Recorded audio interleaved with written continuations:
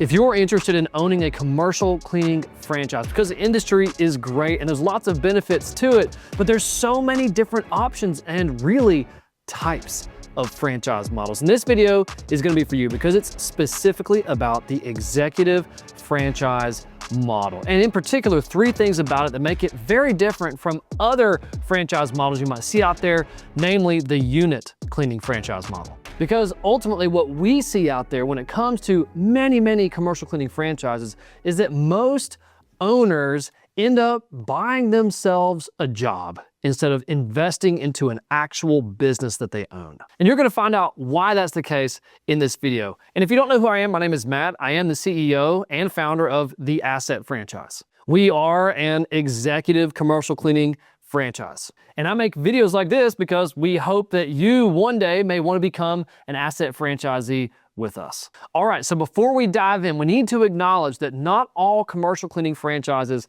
are created equal, specifically for the benefit of their franchisees. So yes, I'm gonna reveal to you some very important truths and oftentimes hidden information here, but it's up to you to do your due diligence with whichever commercial cleaning franchise you decide to invest in. All right, so number 1, to understanding an executive franchise model and how it is different. The first thing that you need to know is that you are, with an executive franchise, the face, not the cleaner. If you're looking at investing into a franchise, not even just in the commercial cleaning world, but any franchise, and they're talking about you have to be on the front line, in the dirt, constantly, indefinitely, unless you meet all these special conditions, then most likely you're investing into a franchise that's really just gonna become a job for you. And one of the telltale signs of that is that you don't have to do any of the marketing. And in fact, a lot of these franchise brands, specifically unit franchise brands in the commercial cleaning world, will completely do the marketing and not allow you to do anything in your own market. And as great as that may sound, here's the reality of it. If they do the marketing and invest all that money, and if you look deep into their legal documents, you'll find that you have to buy those accounts from them for pretty high fees and costs, then who really owns those accounts? Is it you? Or is it the franchise brand? So let me ask you another question. What kind of business is more valuable to own? One that you actually own or one that is borrowed? You see, an executive franchise makes you the face of your company. And that does come with responsibilities. We do support our franchisees, as should any executive franchise. It should have branding and it should have marketing systems and processes and plans and steps and all these things so that the franchisee or you can generate your own customers. So nice as it may sound that someone else is going to do all the marketing for you, it just means that you're not really going to own the revenue. Which really leads to number 2, which is you are the CEO, not the manager. Now there's a very important difference here and why being the face and the CEO is far better than being the cleaner and the manager. And here's why. I call it the value waterfall. So what we have here is the job itself that's being done and the value of it. So for example, cleaning. This kind of job, let's say, typically pays $15 per hour. Then let's say,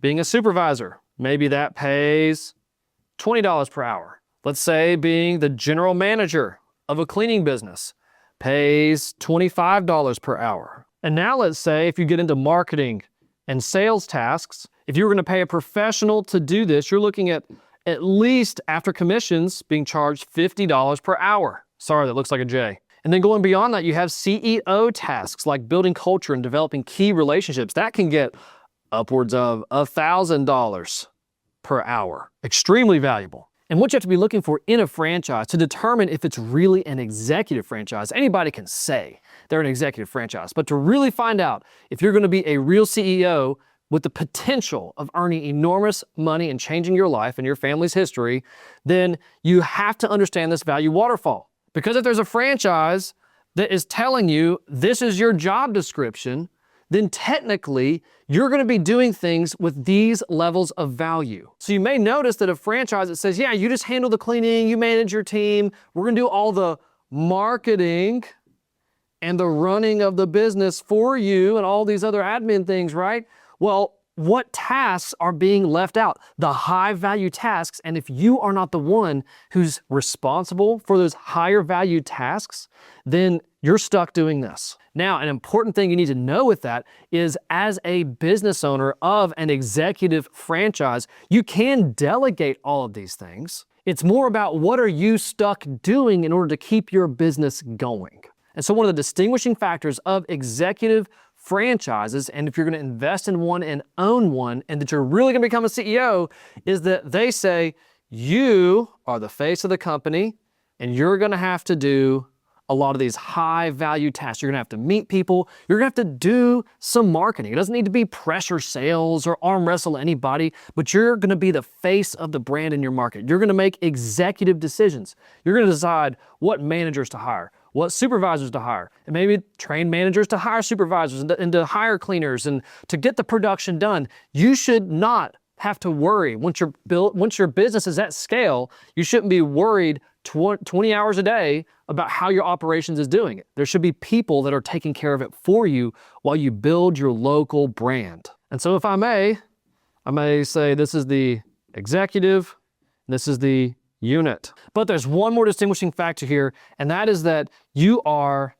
a member of the brand, not just a contractor. You see, with an executive franchise, you're going to own a territory and have the brand rights for that entire territory to build your business in. As opposed to a unit franchise where there may be lots of other unit franchise owners in the same city and same area. You may lose accounts to some of them at the determination of the franchise brand chain. You may be awarded accounts from any of those other franchisees who might have not done the best job. And ultimately what that is glorified subcontracting, where you have to pay enormous fees and ongoing royalties just to be a subcontractor. Whereas with an executive franchise, you're a member of a brand, and we pick very carefully those individuals who are going to own markets, because we're getting hitched, right? We're getting married to them and betting on them, and we're going to support them to succeed in their marketplace, but it's all on them. There's no one else in our brand, in their market that they're competing with. It is completely theirs. So we take them in, treat them as our own. And the way that our executive franchise brand is actually set up is we don't make any decent money until our franchisees are actually making money as well and growing their business. And so with an executive franchise, you're looking to make sure that corporate is aligned with what's important to you. And in a business, it boils down to, is it making money? Is it growing? Is it working? That's why with an executive franchise, you will see so many times that they are highly supportive. Everything from initial training to equipping owners properly, to guiding them day to day, to having group meetings and events and sharing benefits with all their franchisees to continue growing their businesses in their marketplaces. So when it comes down to it, and if we can look back at our value waterfall here, the reason that it's not a job whenever you own an executive franchise, it is a task to build it up and to grow it in your marketplace using support and systems, but it can ultimately run without you one day. It's called a semi-absentee franchisee model. And the only way that's possible is if you have an executive franchise that you own that is focused on these higher value tasks that build your business and set it up and allow you to delegate the operational tasks off your plate. And if you want to learn more, get full details on an executive franchise like ours, check out the links down below. Thanks so much for watching. Again, my name is Matt, the CEO of the Assett franchise. We would love to work with you if you're looking at different commercial cleaning franchises to invest in. So check out the links. We can talk, answer your questions. If you know anyone else who's looking to get into the industry, please share this video with them if it will be helpful to them. And until next time, please like, subscribe, and stay blessed.